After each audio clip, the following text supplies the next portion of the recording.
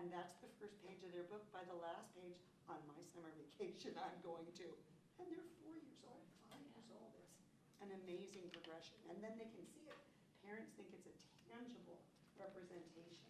We can put pictures of them and their centers in there. They love the portfolios. But that's the progression of it. So how many pages do you put in their journal? So they have several journals throughout the year. It's not one journal that they keep all year? Well, I don't know how everybody else do it. We have a composition book that we use just for our science.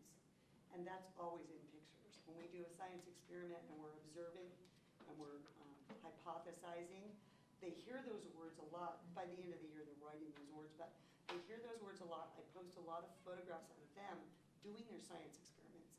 So what I ask them to do is draw a picture of what did you see? What did you like about this? Open your science journal, and I try to teach them how to put on the date. And there's a lot of ways to make a date on a page for a kid, so they're not bogged down by what it is, so they can copy what I have on the board. They can go to the sentence strips that have the date and actually write out September. But usually it's not that progressive in the beginning. So it's just draw a picture of our first science experiment. And then the other journal pages are individual. They're done, I hole punch them, I put them in their book. Because they're chronological.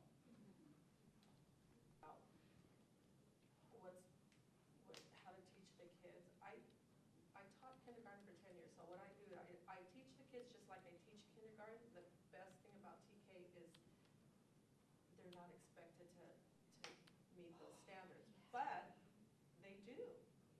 And the lack of pressure in having them meet those standards makes it so much easier.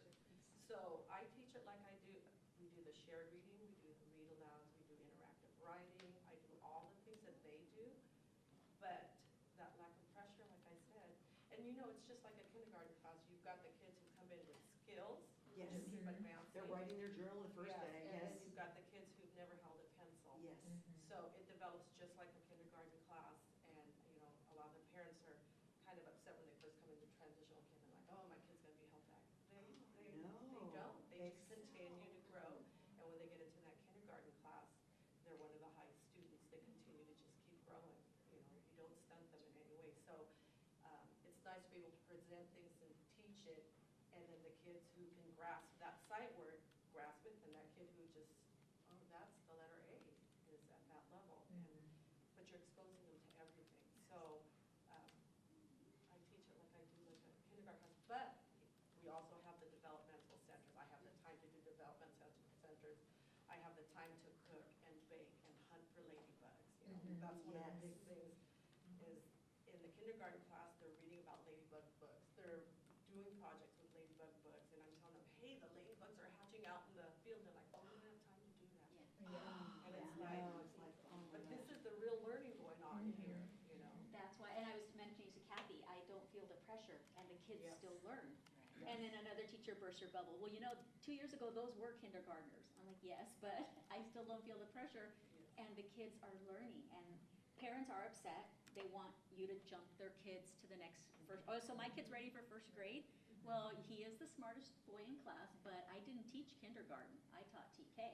So no, he's not ready for first grade, but they don't understand that. Especially in the area where I teach, they see it as bad. So I make sure that I tell them, you're very lucky. Your child is lucky. You're fortunate. They're going to have this year for experience. This is year one of a 2-year kindergarten program. And I guess maybe it wasn't explained to parents and they don't understand really what TK is. Yeah. They think, oh, my kid knows his letters and his sounds. He's going to go to first grade. No, he won't. And he shouldn't. I have big kids walking through my classroom. You have Play-Doh? I know. Can I play with it? A 5th grade boy, can I play with it? And it makes you want to cry. It does. Yeah, so we have tons of Play-Doh. Because I never thought it was such a big deal until you realize they don't have it anymore. Painting is such a big deal to me, and at that age, Huge. my daughter's now a 6th grader, but she still remembers painting At the easel. at that age. Yeah. Yes, at the easel, you know, the painting center. So somehow we can keep that alive. So you know, along with the Play-Doh, that would be You know where it's great. coming in now is in the after-school programs that are on campus. You know, they're giving them back science, and they're giving back the fun things, the Play-Doh, the paint what you want. We're not going to tell you what to paint. from your imagination. What do you want? Do you want to paint something, you know, an object? That's the other thing that the kids are doing. They have a construction center, and at some point, I give them clipboards and graph paper, and they're constructing something, and when they're done, they sit around in a circle in little chairs, and they don't let anybody interact with them. They draw what they see. You know, exactly what they see. Draw what you see. And they come up with these shapes and the tower, and I had a little girl, there was a bunny on the top, and I said, did you see that bunny? She said, yes. And I said, did you see that bunny in your imagination? She said, no. Tom took the bunny from the play center and put it on the top, and I said, you really did see that. And another kid had the little bridge drawn that they had constructed together in a group, and there was a face, and I said to the girl, one of the girls, well, whose face is this? And she said, oh, it's Tom's. Tom is very popular. He stood there until they drew his face. So it's like engineering and It design. is engineering. So they create something and then you have them draw what they Because created. later on, they'll draft it, and then they'll build it. Okay. So it's backwards. So when it you're- creates, draft, and build. Right. Well, And then back they can up to, put, sorry, what? back up to Play-Doh. We have the children help us make it. So you're already talking about the recipes. Let's write down the recipe. So you're looking at number, you're looking at how it, the sequencing. Do you remember how it started? Right, right. So that's another, to see it go from the powder, the liquid, into this new solid that you're gonna use it next week. Oh, I want my mom to make it at home. Right, have the recipe for mom so you guys can make this at home. So this is another bridge that you're building. With the parents. Yeah. What that does. I send a lot of I'll learn how to recipes make home. I love Play-Doh. that. They're like, how did you do that? I know, right? I have a quick question. You mentioned the GLAD strategies Yes. earlier, and I'm a newbie, so, and we were, I would say, lightly introduced to the GLAD curriculum in one of our classes this past semester, and I am eager to, like, I even want to sign up for it, but Phenomenal. does your district, I'm sure they give you leeway on what curriculum, because you don't have to go with a specific Right. curriculum, right? Do you find yourself that a lot, because a lot of these strategies you mentioned, to me, are like GLAD curriculum, right? a So lot. is that what you use, or is that what That's you're my getting your mainstay, ideas from? it's my saving grace, I have to Okay. be honest and tell you. When the Common Core came in, I was like, yay, and everybody else was like, no. Yeah. And one of the reasons that I liked it is because it allows the children to be guided and learn into Yeah. their development, and it's such a freedom to not have the standard control your curriculum, your lesson plans, everything they need, because they're getting there anyway. They're getting there naturally, they're getting there on their own just with that. Yeah. I'm hearing, the feedback you're giving each other back and forth here, and I'm thinking because I was in a autism-specific classroom with children who were moderate to severe disabilities, and they were all nonverbal. So how do I do that? But I'm thinking you use the visuals, you use the text, and just because, Tactile. you give them Yes. two choices of two pictures of depending, and that's how you build on. Yeah. And then, reading is very, to me, children diagnosed with autism are visual learners. Yes. So they should be able to learn to read and just have to figure out, how you're going to teach them, And because that's what it is. it you know? shouldn't, I believe that every child can read, Every child. especially kids that are on the spectrum, because they're visual learners and reading is a visual activity. So That's great just gotta to know. figure out a way to do that. But yeah, I just Yeah. wanted to make sure that that's what your reference was. And that's why I like to pull that in, because inevitably in a class of TK and kinder, who else has taught TK? The combo class? It's hard to explain to a parent of a TK or a kinder, well, how can you combine this class? They think it's a natural thing. They think their kid's in kindergarten, but there really is a developmental difference there. And the developmental difference, just like when you're working with a special needs child, someone who's a visual learner, somebody who really needs to learn by tactile, Yeah. by touch, and then you're presented with this issue. How are you going to keep that child engaged instead of touching his friends, and engaging in what you're doing, especially when you're doing a reading center?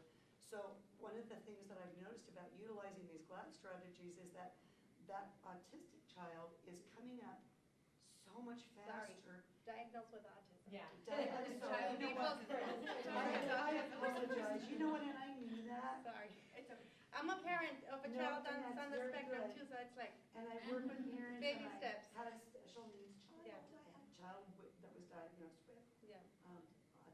So I am there with you and I apologize No, for no, that. you don't have to But, apologize for it. they're learning so much faster than they would in a situation where they're, broke my heart when he was speaking this morning. About the way that some teachers speak to their children and that shaming of learning is just, Yeah. breaks my Oh, heart. I was teary-eyed So too. I had my share. including everyone at their own level of development and bringing them through their own level of development and spending the time with them. Really, they're my fastest learners. Oh, yeah. You know what, I gotta tell you, they're more focused than anyone, and it's just, if you have the ability to gift them with the time they need and the attention that they need, and you can be, I like to be a student of my students. I like to learn what makes this guy tick, Yeah. what's working for her, and what's not working, and let's go forward from there. And I agree with you. You have to know the whole child because they're always going to be letting you know, Right. hey, this is not working for me. We just have to be open enough to, listen to them Yeah. in whichever way they're communicating, whether it's verbal or with behavior or with however, through Yeah. pictures. But I yeah, agree. we had a class, I know there's some that are, this will happen in your preschool semester, but we had to dissect, as groups, we had to dissect a curriculum. And one of our groups in our classroom, remember, it was a GLAD curriculum. Right. And we were like, we want to go to a training, but it's so expensive and it's not nearby. If your district will pay for it, it'd be great. So that's what and I'm just thinking, maybe we can email Dr. McQueen and say, hey, put it together They for us. want to. Is there like a It's GLAD book or like one? It's a GLAD strategy training Oh, it's that's okay. offered 3-4 times a year. You can Google it. They do it at the Anaheim district office. Oh, they do We- it 'cause we have locally? trainers, They yeah, do in our it district. locally. Could you, I'm sorry, I haven't been introduced to it at all. I'm brand new. So like, could you just explain anyone quickly, like what is it? So it's guided, is that what the G Guided stands for? Learning and Development. Okay. It was developed by 2 teachers who are now administrators and still run and direct preschool programs based on the Guided Learning and Development strategies. They're fantastic women. I've never met anybody like them. But the strategies is usually a 2 or 3 day, and now they've extended it into a week-long conference kind of set where you go in groups of 2 or 3 from your district. And it is a little bit pricey, but it's worth every penny that you will ever make because of what it gives you, what you take away from it. And designed on how you teach and what your classroom is like. You'll take different things from it, but they give you everything on a flash drive at the end, so it's kind of great. But it's implemented with the idea that even in early education, even in preschool, most kids can be visual learners. And it engages the children in such a way that they're focused on it's kind of a theme-based unit.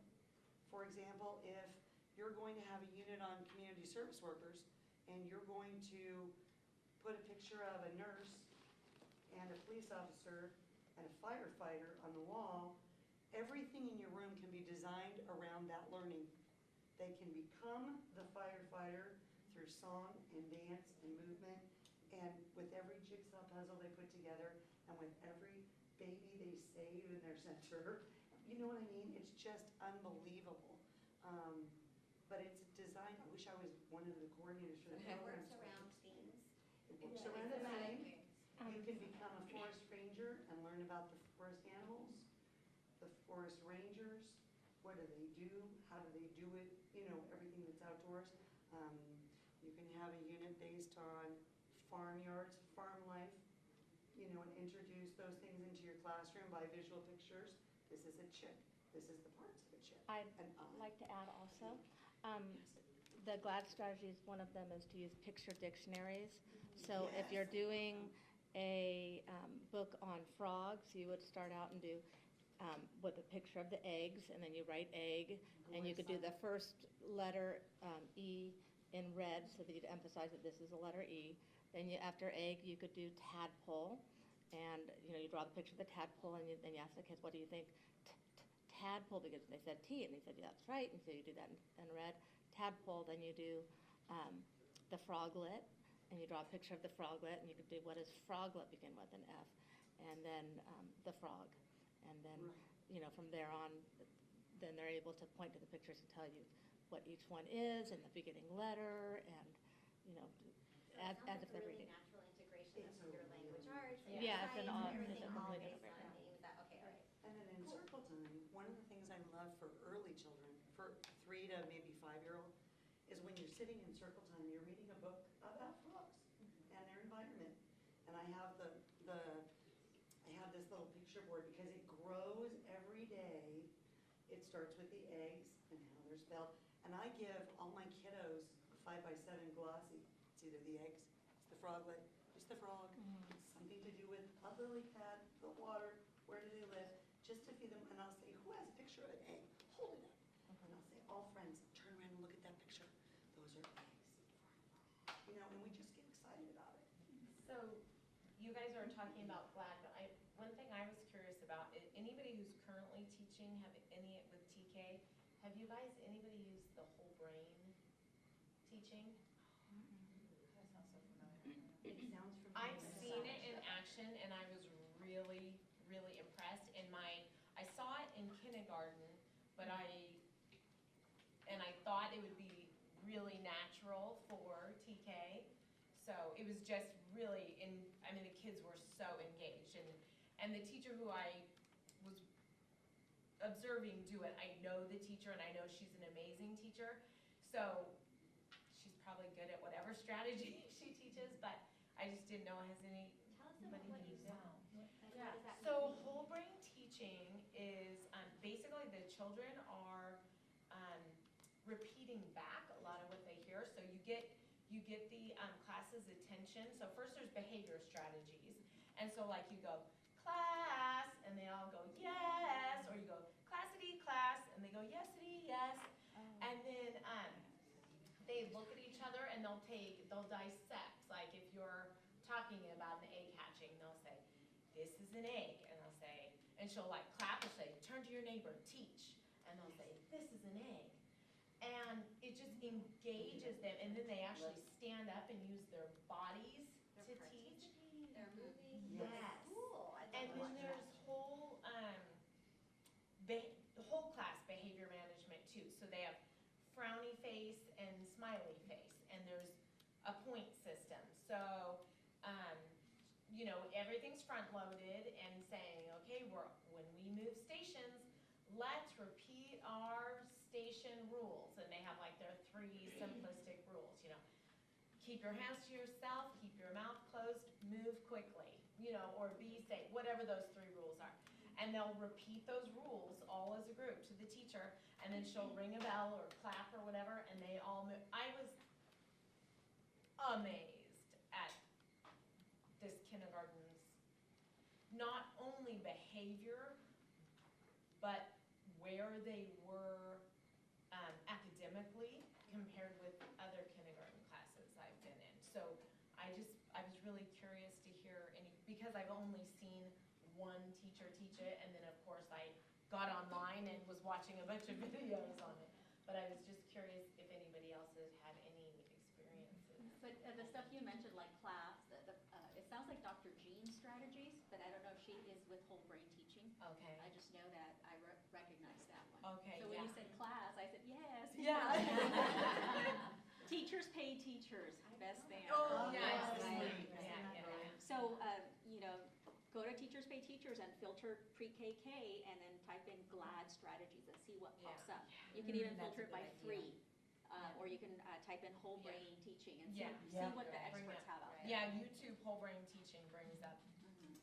tons Seems of very stuff. structured though, because it It- moves it- in a pace. It is, but yeah, Okay. because there's, I love movement in learning, so maybe that's just my predisposition, right. but because their bodies get to move so much, Yeah. and they stay focused. Yeah. I was Yeah. amazed at Yeah. how focused they stayed. It was just. I like the really impressive. teaching because it empowers them. Teach your